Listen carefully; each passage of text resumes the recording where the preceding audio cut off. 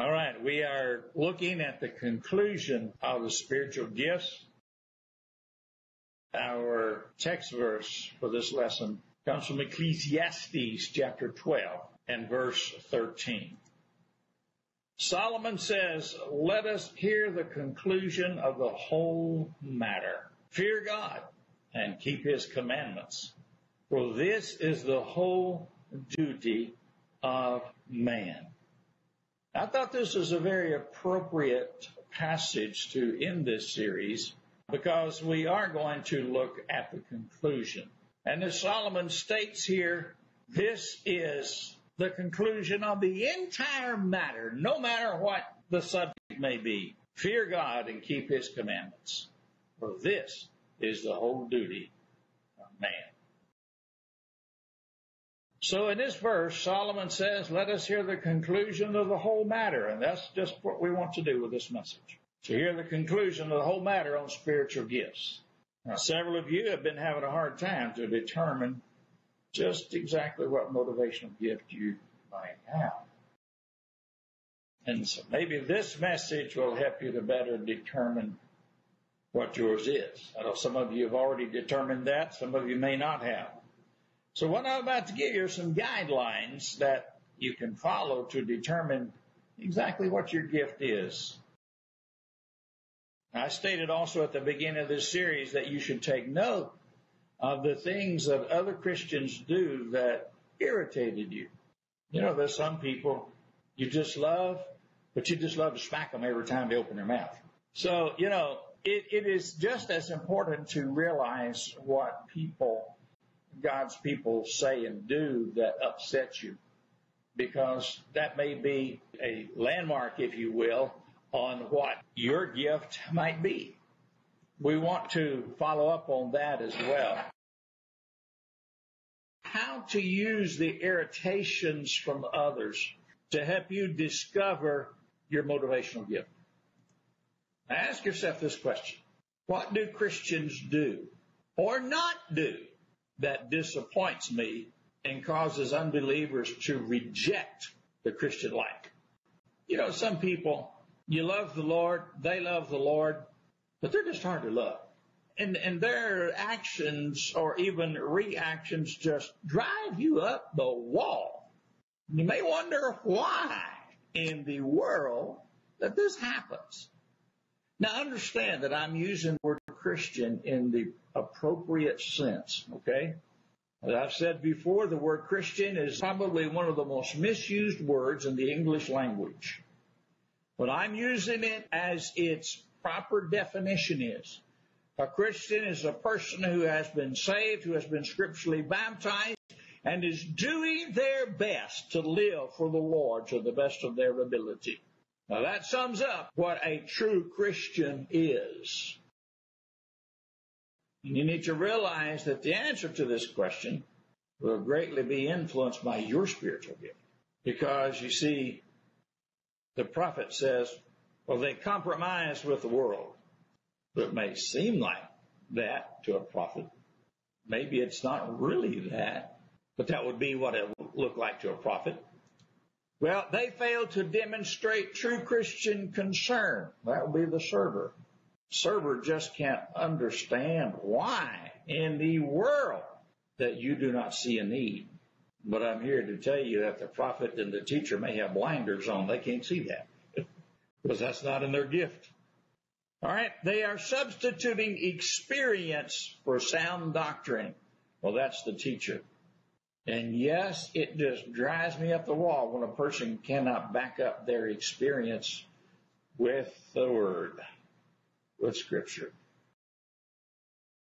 They're not growing to spiritual maturity. That's the exhorter. The exhorter can't stand when people should be growing, but they're not. When they should be mature adults in the Word of God and then in their spiritual life, but yet they're still babies. Paul had this. You remember when he was writing to the Corinthians, he said, I wanted to feed you meat, but you couldn't take it. Of course, I'm paraphrasing here. He said, I had to give you milk instead. I don't know any statistics that would back up what I'm about to say, and I could be all wet. I have been before. But I would venture to say that a large percentage of church splits come about because of the lack of spiritual maturity of the members. I've been through church splits before, and I'm here to tell you that if those folks would have been as grown up as they were physically, if they were that grown up spiritually, we wouldn't have had any problems. Or they're not trusting God for their finances. Well, that's the giver. One of the things wrong with this is maybe God didn't want them to have that much. Maybe they don't have anything to do with it. That's the giver's viewpoint because of his or her gift. The organizer says, well, they're not accomplishing any major goals. Oh, and then we have the last one. They do not have genuine love for each other. That's the mercy. Sometimes a mercy doesn't understand the term tough love. Sometimes the best thing that you can do for a person is to do something to them that might feel like it hurts them, but yet it's the best thing for them, but they just don't know it. Let me give you a very simple illustration on that. A child likes ice cream. Well, what child doesn't? And so a child decides, Mama, I want ice cream for breakfast and lunch and supper. And Mama says, no, I don't think so. You can have it for dessert, for supper, but you can't have it any other time. Well, why not? I like it. I love it. Uh-huh. You may like it and you may love it, but you're not getting what you need to grow up on of just eating ice cream. You know, eventually that child will grow up and realize that Mama was right. But right at that point, they think Mama's just being mean. Being mean? Being mean. You know, sometimes we as parents, children realize that later on we weren't so mean after all. So the mercy may look at it as, oh, that's just terrible. That's just mean. How can God allow things like that to happen to his child? God can have plenty of reasons for allowing that to happen to one of his children. And that's an entirely different series of messages. Determine what you can do now to begin resolving the problem that concerns you most. Explain your understanding of the problem to God. Dedicate yourself to being part of the solution, whatever the cost. Ask God for wisdom as you read and memorize his word daily. Then take advantage of every little opportunity that he gives. And then constantly evaluate your results in the light of God's word and lasting fruit. Understand the basic motivation of each spiritual gift. If each of the 7 motivational gifts was represented in a family, and imagine the family all sitting around the dinner table, and someone dropped the dessert on the floor. Here's what each one might say and why they would say it. First one we want to look at is the prophet. Well, that's what happens when you're not careful. Sound familiar? Motivation? To correct the problem. Server. Oh, let me help you clean it up. Motivation? To fulfill a need. Teacher. Well, the reason that it fell, it was too heavy on one side. Makes sense, doesn't it? That's a teacher. I know that fits a couple of others. Motivation? To discover why it happened. My grandmother used to get so aggravated at me, I probably told you before. Bless her heart, she's been dead a long time now. She said one time, she said, why? That's all you say. Why? Well, that was Grandma, but that was me too. I wanted to know why. I have to say that I've taken a few things apart and never could get them back together. Did you ever take something apart and get it back together and have parts left over? Oh, that's not a good sign. Exhorter. Next time, let's serve the dessert with the meal. The motivation? To correct the future so it doesn't happen again. The giver. The giver says, I'll be happy to buy a new dessert. Motivation? To give to a tangible need. Organizer. Oh, this one is good. Jim, would you get the mop? Sue, please help pick it up. And Mary, help me fix another dessert. Have you ever known someone when something happens, somebody steps in, this automatically goes boom, boom, boom, boom, boom. You do this, you do that. Probably an organizer. Motivation? To achieve the immediate goal of the group. Well, here comes Miss Mercy. Don't feel badly. It could have happened to anyone. Motivation? To relieve embarrassment. Now let's look at how to use questions to identify your basic motivation. Many times Christians are confused about their motivational gift because they enjoy practicing many gifts. So use the following types of questions to help yourself analyze why you enjoy doing a certain thing. Now let's suppose, for example, that you enjoy teaching a Bible class. Question is, what would your basic motive be in teaching a Bible class?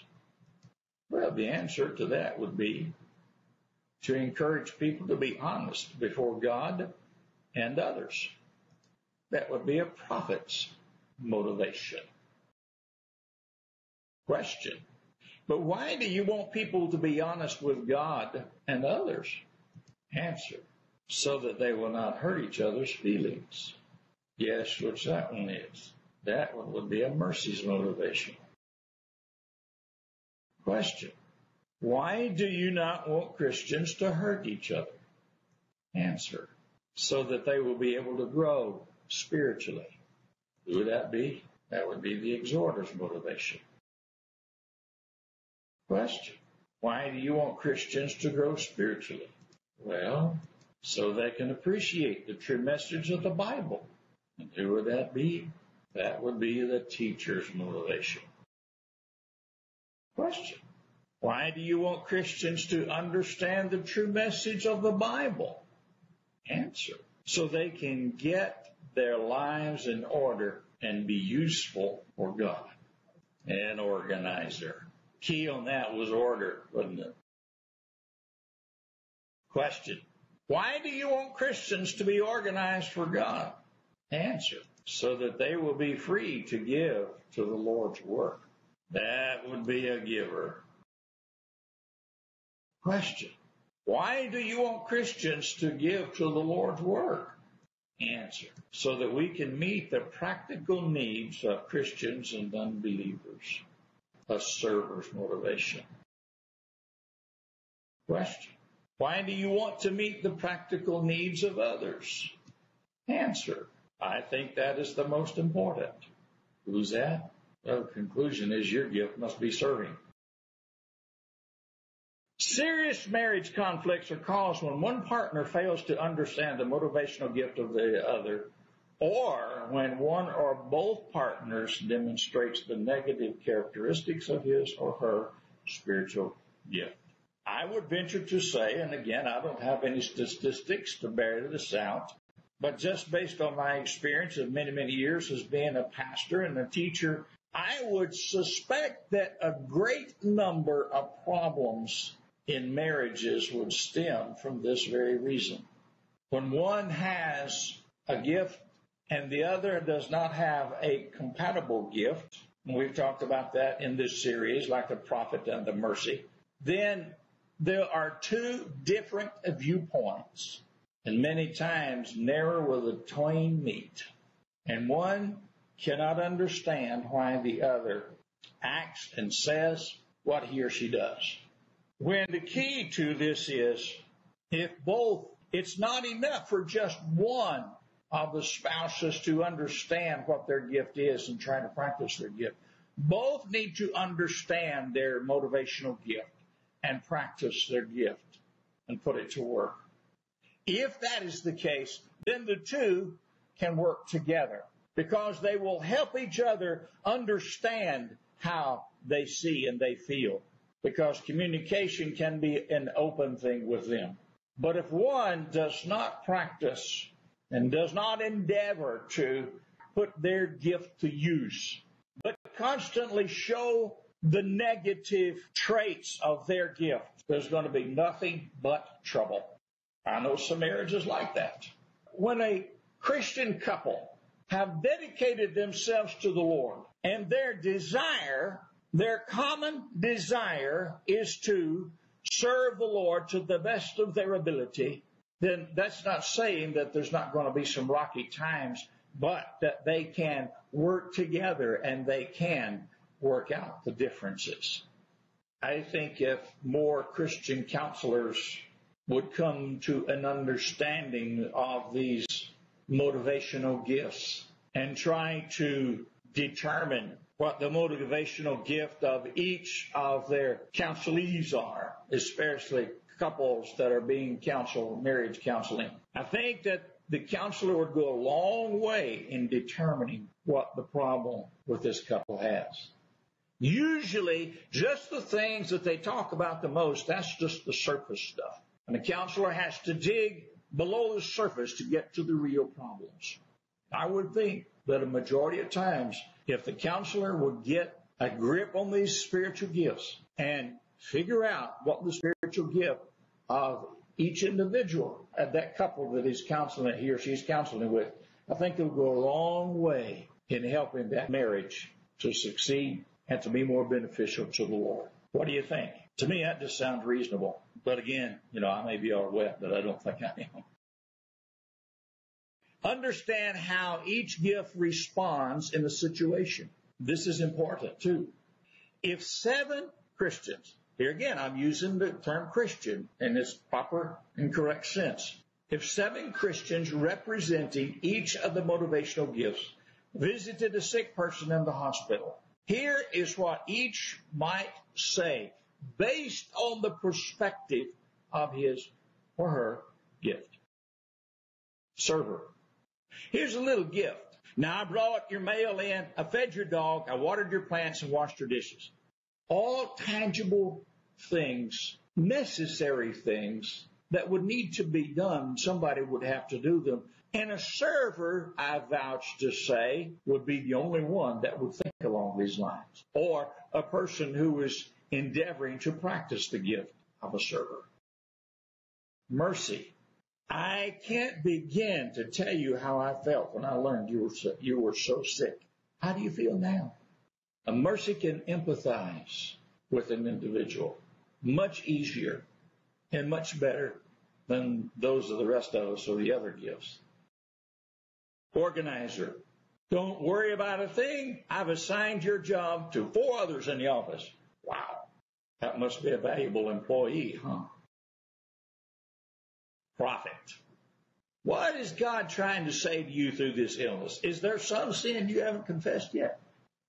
A prophet, it seems like no matter how they come across with things, they'll come across. That's the reason the prophet needs the little tender, the tender caring part of the mercy. And the prophet doesn't mean to be that way. That's just their gift. That's their nature. And they may not have the slightest clue that they are being abrasive, and they have to have it pointed out to them. And boy, when you point something out to a prophet, hang on. The prophets don't take stuff well. Exhorter. How can we use what you're learning here to help others in the future? The exhorter sees and understands that nothing ever comes our way, but God has allowed it. So exhorter wants us to realize the purpose of things. Why did the Lord allow this to come our way? Giver. Oh, this is a good one. Do you have insurance to cover this kind of illness? That's what a giver would think about, wouldn't it? The monetary. A giver would naturally think, well, is that all they think about? Well, that's their motivation, pretty much. They don't, that's all I think about. They don't think about serving the Lord. Yes, they do, because that is their gift. Do you see how the different gifts could do butt heads with each other on the same subject, but you got different viewpoints? All right, let's look at the teacher. Yeah, this would be me. I did some research on the illness, and I believe I can explain what's happening. I don't think some of my doctors care too much for my research, because One of them didn't have the foggiest idea what the problem was and why I came to her. And she just couldn't get it. But I had done my homework. I knew what I was talking about. And when I later shared with others of my practitioners, she said, what? She did what? I try to have my ducks in a row, even when it's my health, because it's my health. And I want to make sure that my practitioners are doing what they should be doing. It's my health. Is that self-centered? Not really. Because if I can do the best that I can as well as I can, and then that's what I want to do. And sometimes me and my practitioners do not see eye to eye. I have fired a few doctors before. How to begin practicing other gifts. Discover what gifts are around you. Those of you who are married, it will be good for you to figure out what your spouse's gift is. Guarantee it will help your marriage. God has already placed around your life people whose gifts will complement yours. Your parents, brothers and sisters, marriage partner, Christian friends, working associates, all have spiritual gifts, if they're Christians, that will enrich your life as you find out what they are and how they operate. Help those around you to discover their spiritual gifts by reviewing the characteristics of each motivational gift. Ask each person to identify the list which most accurately describes him or her. Take a new look at conflicts. Most of the conflicts which we have with other Christians are simply the result of our misunderstanding of their motivational gift or of their misusing that gift. The most important point to remember in understanding other people is that each person sees a given situation from the perspective of his or her motivational gift. Furthermore, each person will expect you to see those things which stand out to him or her. At the same time, you will probably expect others to see what's obvious to you in a given situation. Not only will others expect you to see things from their perspective, but they will also expect you to be as concerned about them as they are. And any lack of concern may be translated as a lack of spiritual maturity on your part, or even as a sign that you are rejecting them. Learn to see through the eyes of others. This is especially important for pastors. Try to see through the eyes of others. Begin asking those with other gifts to tell you what things are important to them. Ask them to describe what they see in a particular situation. Encourage them to point out blind spots in your life or service for Christ. Find Christians who are successfully using their gifts and study how they go about doing various things, such as how does a prophet identify and expose sin? How does a server see and meet practical needs? How does a teacher validate truth?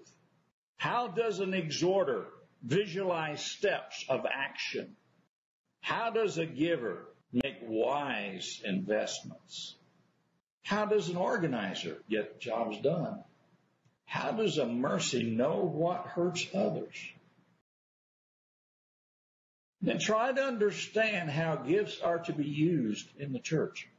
If 7 Christians meet together to organize the ideal church and each Christian represented a different motivational gift, here is what they would probably emphasize based on their spiritual outlook. What we need in our church. Okay, the prophet says well-prepared sermons, exposing sin, proclaiming righteousness, and warning of judgment to come. That's great. Server, practical assistance to every member of the church to encourage them and to help them fulfill their responsibilities. Absolutely. Teacher, in-depth Bible studies with special emphasis on the precise meaning of words? Absolutely. Exhorter, personal counseling and encouragement for each member to assist them in applying scriptural principles to their daily living. You better believe it. Giver, generous programs of financial assistance to missionaries and other ministries.